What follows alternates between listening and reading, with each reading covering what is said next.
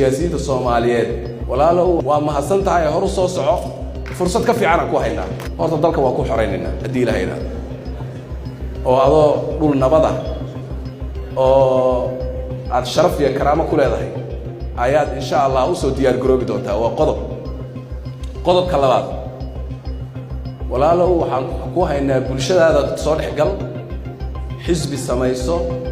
ka shaqayso political party weight samayso ku yar samayso isu wada tago coalition samaysta dhammaantiin u soo diyaar garooba dadkiina inaad dib ugu laabataan si xor ah oo xalaal ah aad wax u weydiisataan deedna haddii la idin doorto idinkoo sharaf leh oo karaamadaadna wada hogaaminaysaan dhammaantay annaga ma qarinayno been kama sheegayno runtaan sheegaynaa way noo caddahay waan ku shaqaynaynaa teendha dambe Soomaali la iskuma dooranayo